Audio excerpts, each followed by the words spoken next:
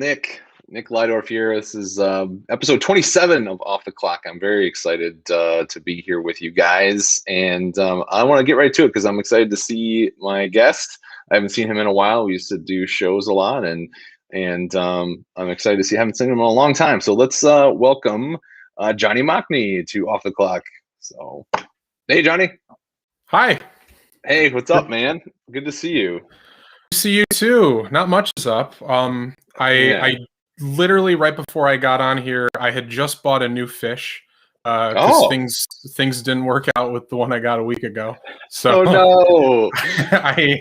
I've just got him in his bowl, like literally 2 minutes before I got on here. The old one was stealing your food and stuff. You had to get rid of him. Yeah, we weren't compatible. me and the old fish. Yeah.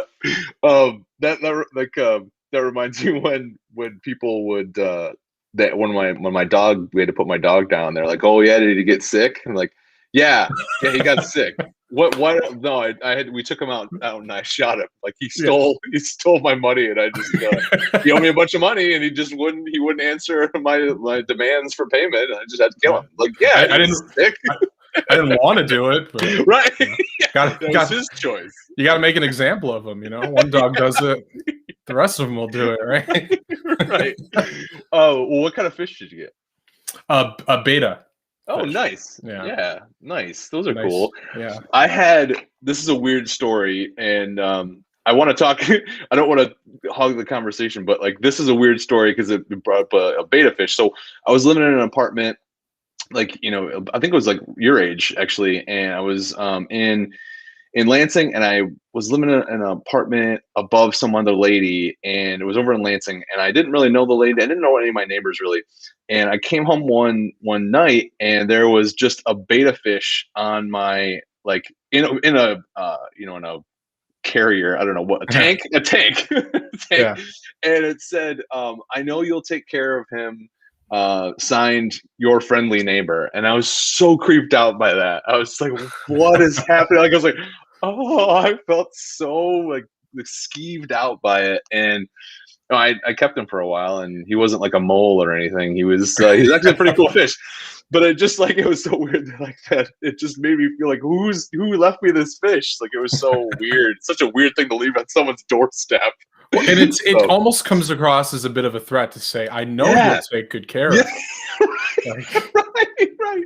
Right. Like the comedian, like that negative part of our brains that, we're always thinking a negative thing. It's like, what? He's going to wait for me to fuck up and kill this fish. Yeah. So that's cool.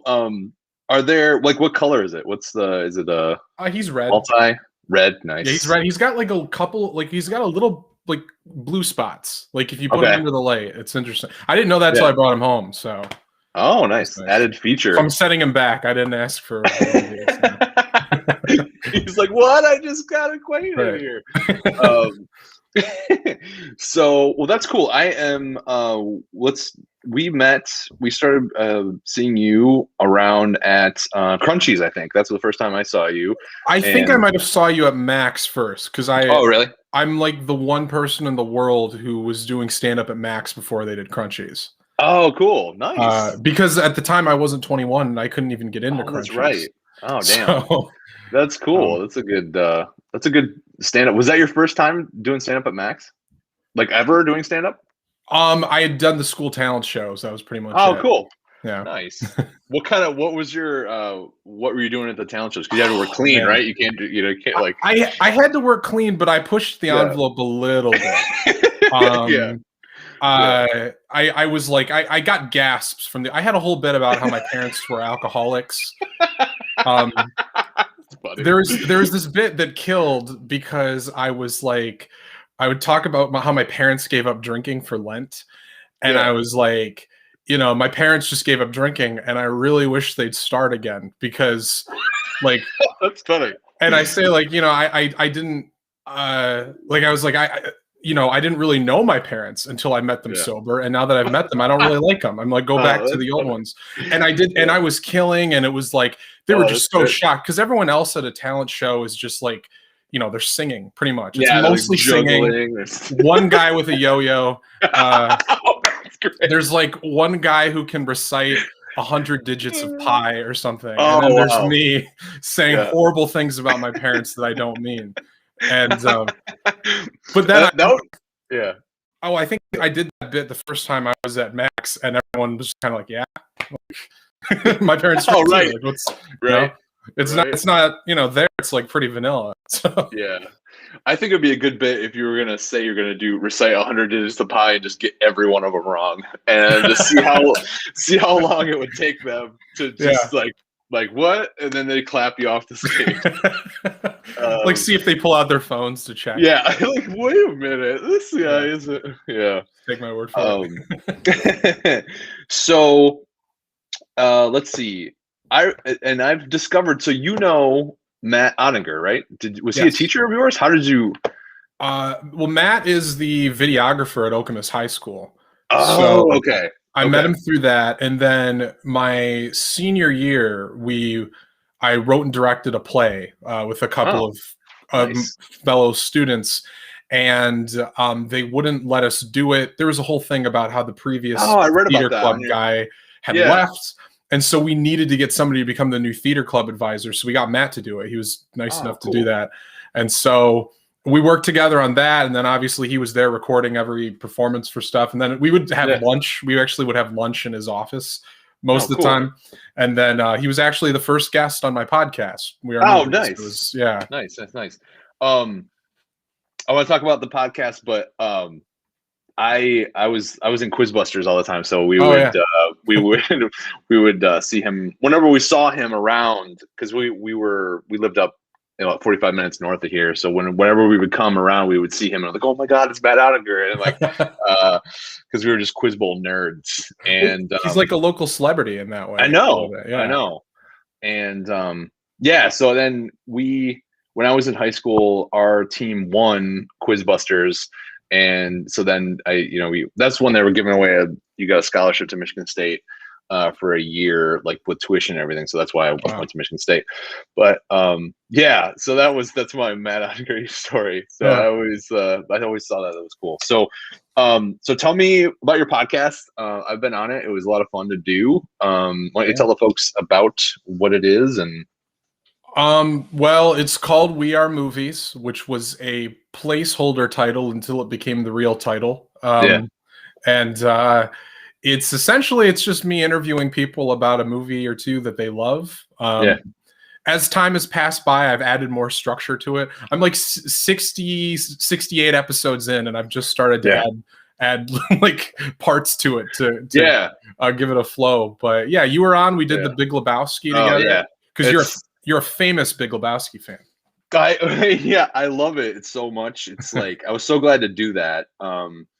And it was a lot of fun. And I obviously my favorite movie of all time. And it's something I've seen so many times. And I read books about it. Like I'm just like completely immersed in the whole thing. And it was a lot of fun doing that with you. So how do we find that? It's We Are Movies, and where is it on? It's anywhere you get podcasts. Okay. I mean, the main ones at least. I don't know if you do some fringe ones, but Apple Podcasts, Spotify, Pocket Casts, Podbean, all that stuff.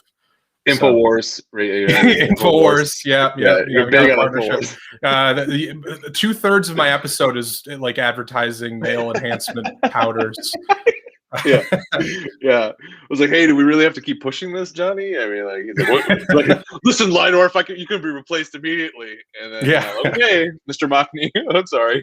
There was Nick Earl has talked to me about doing an entire episode dedicated to characters that you are missing the point by idolizing, like Tyler Durden and all these people, and then at the same time, I don't want to lose 2/3 of the audience that goes to movie podcasts. So obviously, you're a big. I've seen you with your Facebook Lives. You show your movie collection and things like that. So what? I mean, it's kind of a cliche question, but like, what about the movies do you like? Oh man. I mean, I I don't know. From a very young age, I liked movies. I mean, I guess I mean, I was a nerdy kid growing up, like just in general. And then when you realize that around movies, there's like that's such a large umbrella. There's so many different kinds of movies, and there's so many different ways to think about movies. Like there are guys who are like, yeah, I like this movie, but then there are people who think about it academically. And so you can be into movies in many different facets. And this is a corny story, but I think the moment I realized it was something I really loved was when we were at Universal Studios and there was this stupid little ride that was like introduced by Steven Spielberg, and it cut to, and you see him talking and it cuts to all of these different iconic scenes from strictly Universal movies, which they have a lot of the most famous movies. And, and like E.T. and stuff. And it was like the first time I like looked in wonder at clips from a movie. And so, I don't know. It's not a special story. I also had a horrible babysitter growing up, so we would just go to Blockbuster all the time. I'd have a stack of Blockbuster releases, and we'd go through those. It's one of those things too. Like I've picked one that I love, and I watch that. Like I watch Big Lebowski all the time. There's things I pick up on it. I've listened to a podcast about that goes through 1 minute each. Each podcast is 1 minute of the film, which is just like, okay, what am I doing with my life? But and it's such a I think it's a way to be mindful. In a way when you're distracting yourself too. You're like immersing yourself in this thing. You're forgetting about all the other shit that you have to do. And you're kind of just thinking about this world that's being created. And I think that's what maybe people like, about it. And then there are ones that are just terrible. And, So I'm fascinated with the idea of like emotionally manipulating people with things that aren't real. Like, I know that sounds like a malevolent way to view. Yeah, it does. Like, I feel like you have a cat under your arm. But I think when a movie scares me or if it makes me cry, I think that's the coolest thing. Because for a second you're like, because they're not real. None of it's real. But I know that's the most simple thing to view movies through, but like it still amazes me. And so you mentioned that you wrote a play in high school. And so have you always been a creative kind of person? Are your parents creative? Like, where did you get that from? My parents aren't creative. No. Okay. And they wouldn't have a problem with me saying that, I don't think. There was, in fact, at my 21st birthday party, Trevor Tress asked my dad, which parent does Johnny get a sense of humor from? And my dad was like, I'm not sure, but I know my thing is I've always been thinking about work all the time. And he talked for a little while about that. And then Trevor deduced, well, it wasn't him. But I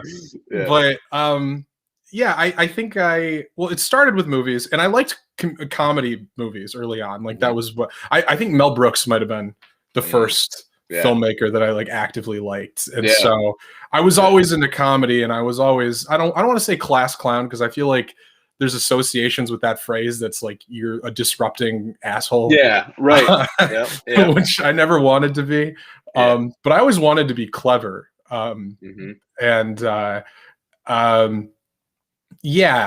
that happened. And then when it came to me writing the play, I think I had just written stuff. Like I had written screenplays and stuff that were just sitting in drawers. And wow, cool. We had an opportunity, and I wrote. It was like we each did a 1-act play, and so we presented it as like a play of 3 1-act plays.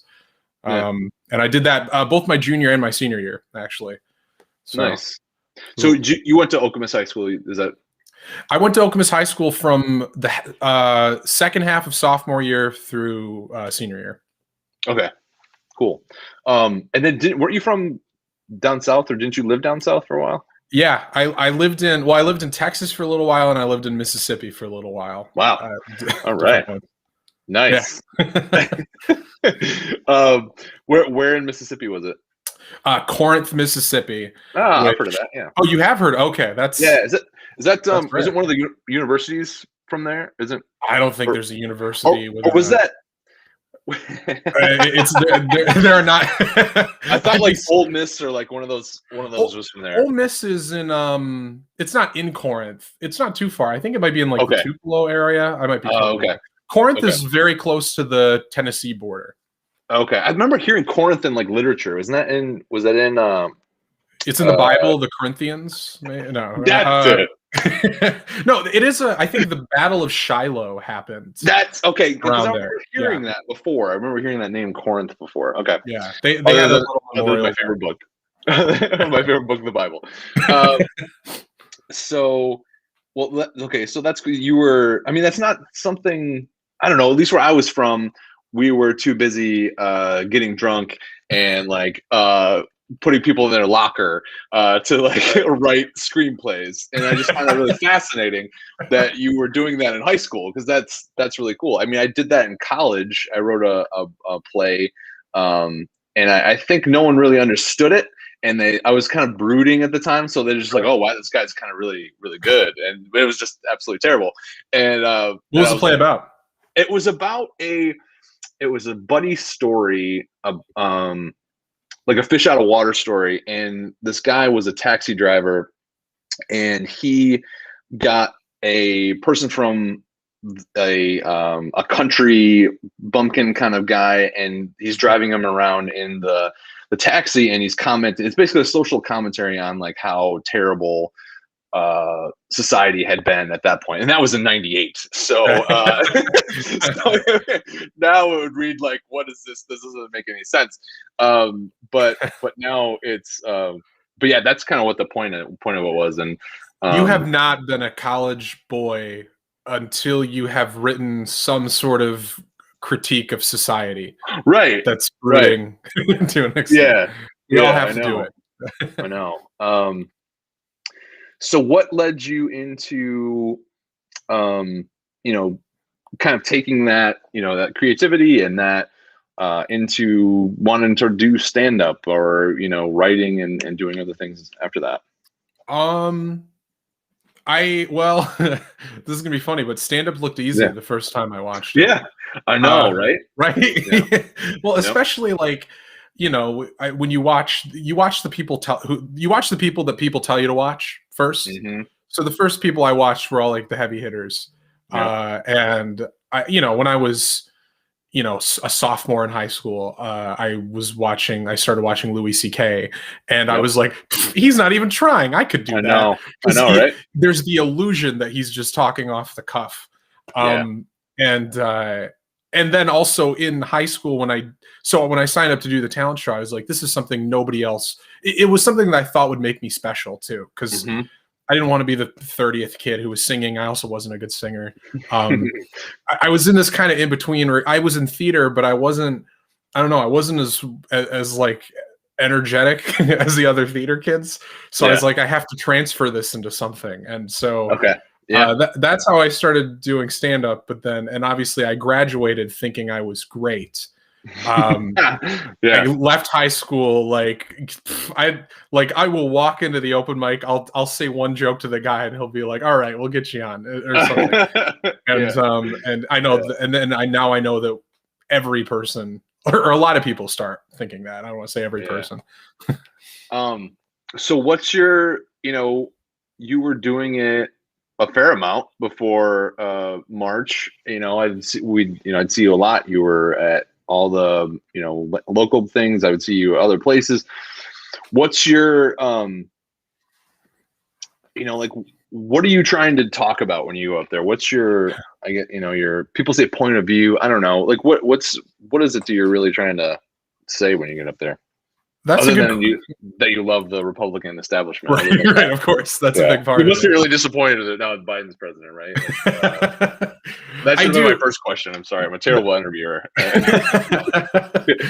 Yeah. No, I mean, that is a thing where I am pretty political. And this wasn't even like intentional, but I didn't think of myself like I wasn't trying to be Jon Stewart or anybody when I started, but and I still don't think that's what I am at all. For one thing, Jon Stewart's very good, right? So, but I found myself talking about political stuff, and then one thing I I liked to do was I liked to kind of misdirect people a bit. Mm-hmm. Like, one of my favorite bits that I just started doing last year, and I was really hitting a stride right before COVID, Mm-hmm. was where I would say, we have a problem with racism in this country.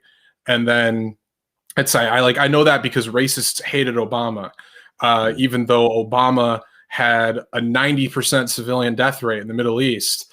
And then I'd say, like, all the racists were like 95, and so then I'm like, at first it seems like a very, like, I like to start off with a very, like, yes, racism is a problem in this country. Mm-hmm. Most people can agree with that. And Yeah. then take like a pro Obama and anti Obama Mm-hmm. perspective Right. at the same time. Right. And one time, like, Yeah. I'll do that, and the liberals will laugh, and then even like the table of dudes with flannels and hats will laugh too. So Mm-hmm. it's like it's for Yeah. everybody and for nobody. Right. Right. Right. And it's, so what was your process? Did you have one? Do you write? Like, some people are very all over the board about it. Like, hey, I don't, I don't think about comedy unless I'm doing it, or like I'm, writing on stage or that kind of stuff. What did you have, a philosophy about coming up with creative ideas? Well, now that you say Writing? that, I think I do fall into the camp of, like, I can't write unless I'm doing it, because Yeah. once COVID hit and I didn't do it for quite a few months, I was in a total dry spell of writing, and I just couldn't for the life of me think of a premise where some of my best premises I've thought of, like, when I was living in the dorms, I would eat at the food court, and then I would Yep. walk. I would just walk 20 minutes to wherever I was, to Crunchies or Max. And some of my best bits, or what became my best bits, I would think of during that moment, because my mind is in that place. Do you know what I mean? Yep. Yeah, for sure. Yeah, it's something that I was talking with Adam Deggy about too, where he would share that he would get in that because he'd work on a golf course, so he was doing something, the same thing, day after day after day, and it's something with your brain. You're accessing, you're doing different things that you've already done previously, so you're allowing, there's that bandwidth, like, it's you're accessing different parts. It's fascinating that that's a universal kind of thing too, because I'll if I'm doing the laundry, like I'll think of something, or making coffee in the morning, like that kind of thing, where I'm not really focused on what it is I'm doing, because I've done it so many times, and it's just, you're thinking about different things, which is, it's interesting. Are you ever doing one thing and then it pops into your head and you have to, like, stop and write it down before you forget about it? Yeah. It's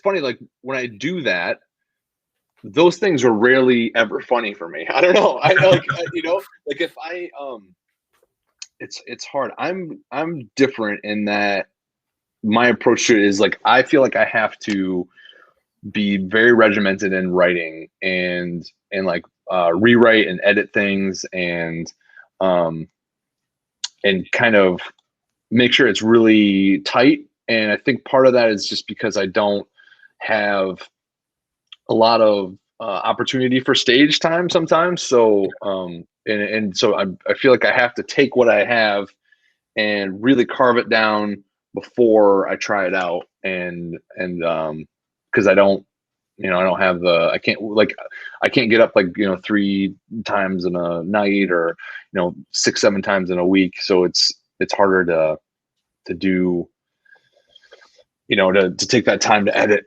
with that. But so I'm going somewhere with this question, but have you ever have you ever written your own bio before? Yeah, for something? I have. Yeah. How do you begin thinking about what kind of comedian you are? Like, do you do that at all? Question. Shit. Yeah, that was the question I should have asked you. Wow, this is good. I'm gonna write that down. Yeah, I mean, that's a really good question, because I mean, it's one of those things where, like, you want it to have a point, right? And like, I think that I want to be able to. This is going to sound bad, but I want to be able to I want to be relatable to a bunch of different people, but have a bunch of different people be able to access different topics that we're not all paying attention to, if that sounds so. Like being able to, like you said, being able to say that political joke and have, people on both sides be able to say, I can see something in that. Like, I don't want to be, middle of the road with stuff. I want to be able to try and say what I'm going to say, take a point and kind of, even if you don't agree with it, you could be like, oh, well, at least that's funny. But yeah. Well, I don't know if that makes sense. That makes perfect sense. And I mean, in relation to that, I've started to think more about how I try to think about the comedians that I like. I find myself going back to comics who don't reaffirm what I know or what I think. A lot of my favorite comics are ones who almost challenge what I think a little bit, because they might, even certain left-wing comics, which I consider myself to be pretty left-wing, they'll say something and I'll be like, whoa, but that's funny to me. Like that adds to it, where I think about like Bill Maher, and I think about how he just gets applause. And I'm like, is that right? that doesn't count. Right. Right. Yeah. I think there's a fine line between that like clapter and a joke. Yeah. Right. And kind of I'm not saying one is better than the other, but I think that it's kind of straying away from the idea of what comedy kind of is, which is like you're making people laugh, as opposed to you standing up and being some sort of like kind of like a megalomaniac, like a political leader, getting people to applaud. So that's an interesting kind of discussion to have, which is, and I'm not putting any kind of, we're all performers, and we're all on a spectrum of like what stand-up comedy is. It doesn't have to be one thing. Yeah, it definitely doesn't have to be challenging. I want to make it, because there is this cliche that comedians come on podcasts and they're all like, yes, we are like right. Like we're the Confucius, we're the new prophets. Yeah. And that's that's like, don't think about it that way. Anybody who says that about themselves isn't that. And then there's Gallagher, who has like a watermelon and smashes it, and like that's the thing. My character arc has been that over time, I have appreciated Gallagher more, because I'm like, at least he didn't kid himself. Like he knew what he was. Right. Yeah. I respect it a little bit. Yeah, that's something, and that's probably a good, like when I'm thinking about that question that you asked is like, what would you write in that thing? I think there's something really to be said about that, and how we approach everything that we create is like, what is it that we're trying to do? Who's our target?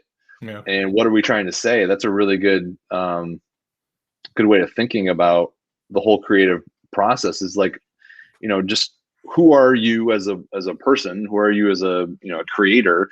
And where is it you're trying to go? And who are you trying to bring along with you? That's a really interesting way of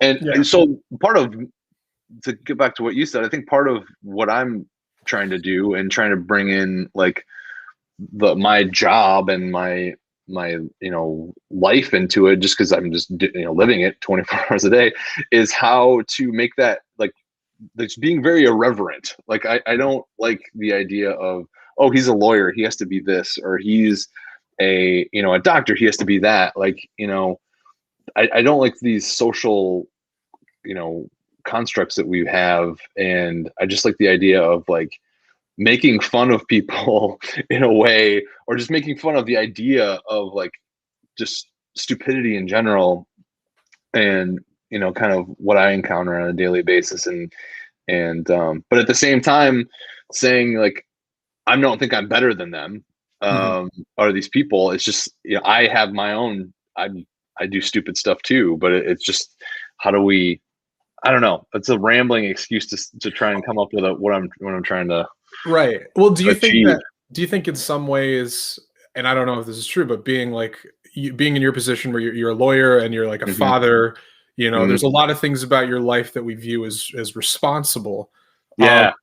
Do you think that kind of because from my perspective, I feel like it would kind of therefore warrant sillier things that you do. Because Yeah. if you stand Yeah. up and you say something silly or you say something dumb or Yeah. maybe something shameful, people will Yeah. forgive you a bit more because they're like, he's still an upstanding citizen. Right. Yeah. You know? Yeah. And people, some other people have said that too. Like, Stuart Huff was somebody that I really admire, and I don't know if you've ever seen him before. I don't think I If have. not, you should try and you should check him out. What he does is he'll take a topic and he'll write an hour on it, and he's a brilliant comedian, and I worked with him and I got the chance to like tour around and do a bunch of shows with him, and I was just fascinated like how he can take a topic and then also in a room where there are people that don't agree with him, but he was able to like craft an argument in such a way that like he brought everyone with him on this kind of, where he had a point and like this is well, what about this? And he would, counter. It was. I've told him this before. He's like, he thinks about it in a very lawyerly kind of way.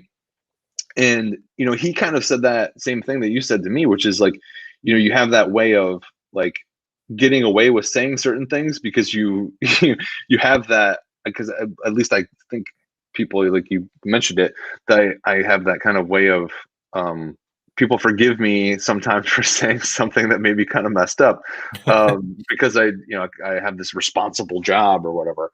Right. And they're like, Yeah. oh, that's not him. That Right. doesn't define Right. him. Right. Right. But yeah, that's kind of the goal, I think, and that's a really good. I'm gonna write that down because I think that's a great question to kind of look at everything that I'm creating at this Yeah. point now is what is the point of it, Right.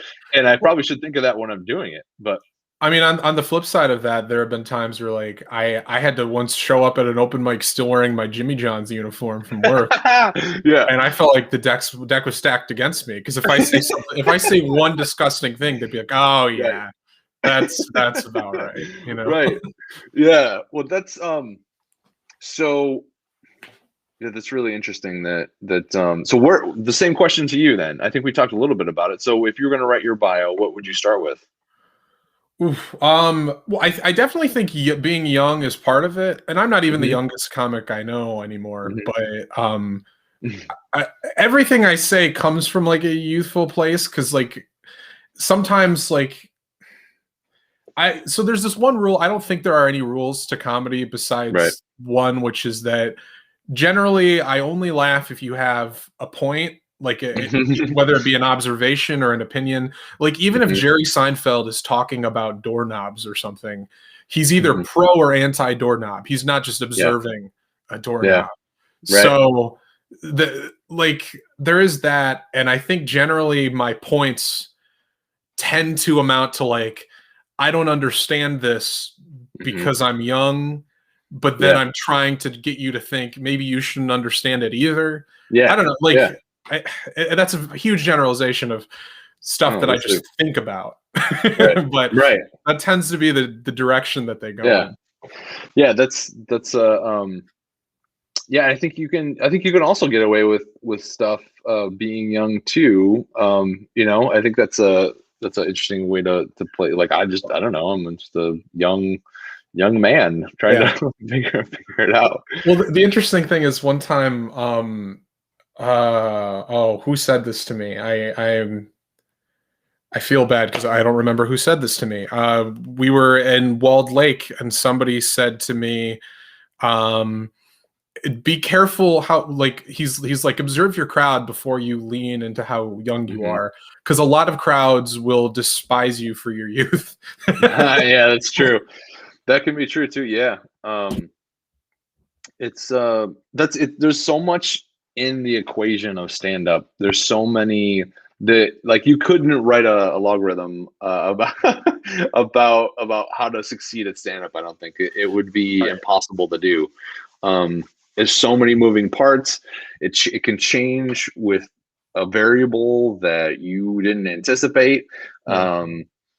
And I remember one time I was at this place. I can't remember the name. It was a club. I only did it one time because I there was this super old lady at the front of the room, and I said something about, I don't even remember what it was. It wasn't even like, I'm not like an offensive, at least at that point, I'm kind of trying to get a little more, push the envelope a little bit more edgier. But even then, it wasn't like super offensive. And she just like got pissed and crossed her arms. And I was like, I have to acknowledge this. And she got so angry, she like got up with her walker, and it was the slowest walk out of the room that I've ever seen. It took like 3 minutes, and I was like, I have to comment on this. And even the people at her table were like laughing because they knew that, like, oh, that's just Betty or whatever her old lady name was. And Right. yeah, so it's just like these things, you don't plan on it. It's like, even if you plan this attack, like it's like a war. It can be a war where you don't know if it's going to rain or not, or like if that's why I think it's so fascinating, because I've always got this competitive nature. Like, I want to win. How do I win this thing, and how do I conquer this thing? And you can't. It's like, it's just so hard to do. Like, it's so many variables. What do you think about, just like you said, trying to read your audience? What are your, I mean, definitely, I don't like to go first for that reason. I never, I don't think anybody wants to go first, like, unless you're in a hurry to leave. You want to get a gauge of how they're doing and what they'll laugh at. And I think I do better with younger audiences than older audiences in general, which I guess is to be expected. But if I do have an older audience, that'll definitely gauge some of my jokes. It'll gauge some of the references I make.